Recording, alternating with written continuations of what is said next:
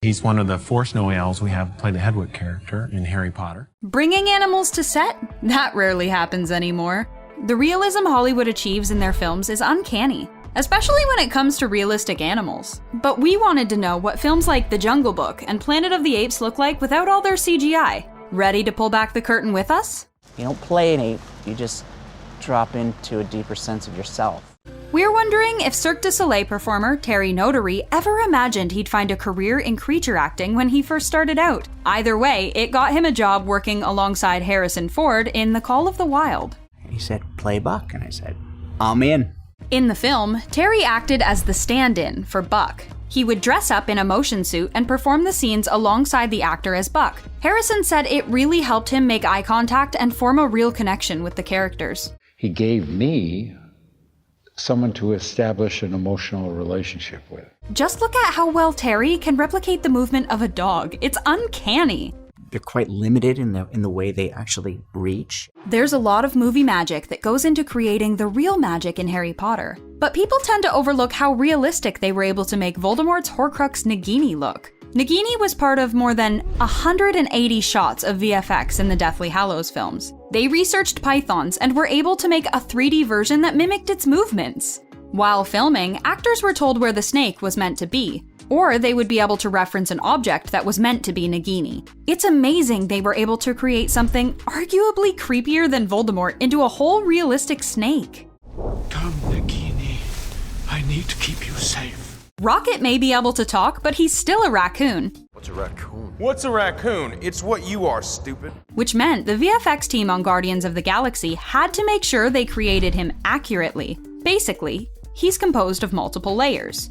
A skeletal layer, the muscle layer, and an outer layer where they really had to go into detail with his fur and snout. As for the on-set action, they would have replicas of both Rocket and Groot to take reference from, and for the actors to work with. It's like cheating because I get to improvise off of, and they don't get to respond. The VFX work in Narnia was groundbreaking. Just look at how perfectly crafted Aslan was. In your world, I have another name. In the early days of filming, they had a bust of a lion's head that the actors would interact with, but the director just didn't think it was working. They brought in an actor and put him in a fake mane to stimulate a more real experience, no matter how odd it looked. For other scenes, they even built a life-size animatronic to copy a lion's movements. Everything else was added in with CGI. His Dark Materials took on the ginormous task of bringing to life 50 animals in total. How did they do it? They created these puppets and hired professional puppeteers to act alongside the actors. Later on, through 2,000 shots of VFX, they turned those puppets into the perfected animals we see on screen.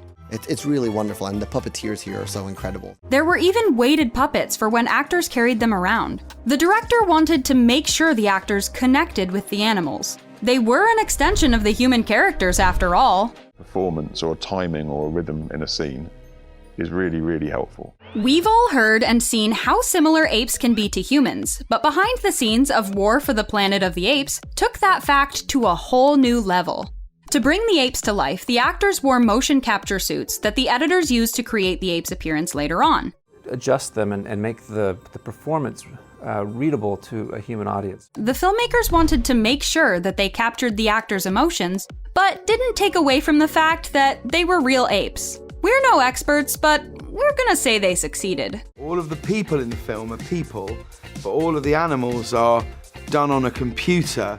James Corden's humor, plus the impeccable animation made for the amazing Peter Rabbit. But the filmmakers had to make sure they didn't get too carried away with the animation. They wanted to keep the realism alive. They visited the sound stages before filming with paper rabbits to visualize how they would piece everything together. The paper rabbits came back for filming, but they were joined by some sculpted versions of main characters like Peter. These weren't just for the actors, but helped the editors know how real fur would reflect on camera. The Jungle Book VFX team went beyond the bare necessities to create their animals. The filmmakers studied documentaries of animals and their nuances, and then used those references to build the animals from the ground up.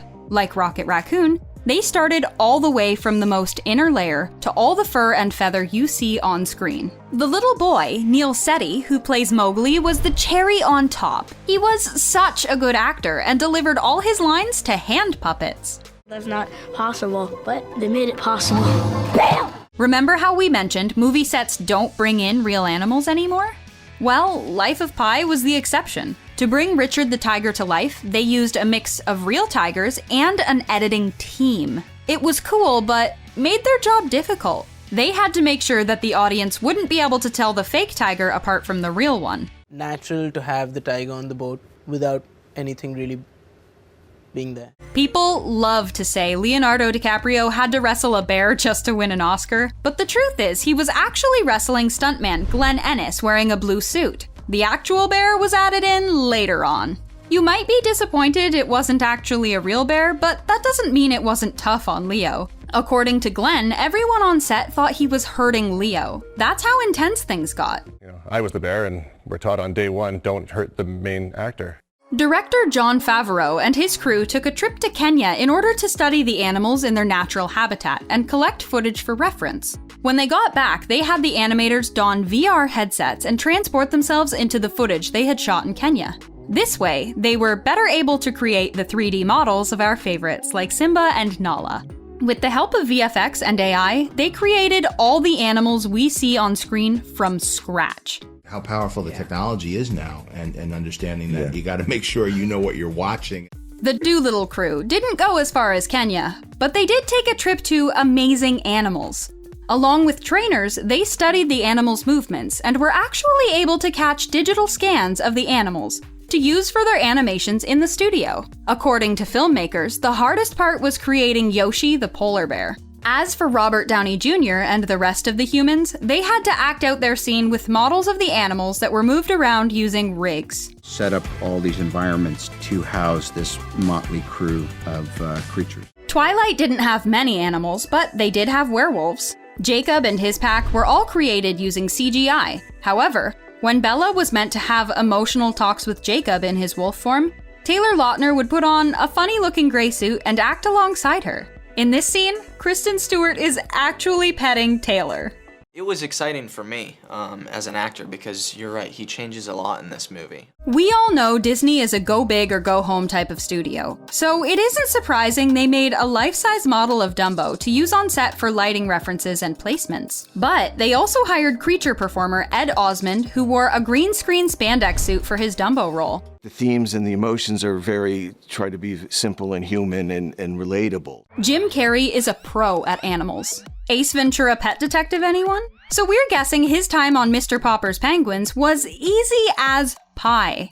As stand-ins for the penguins, Carrey would carry around stuffed animals filled with rice so it would mimic the proper weights. As for the actual penguins we saw on screen, filmmakers used research from biologists to understand how they looked, moved, and reacted to certain things. Add a dash of CGI and voila!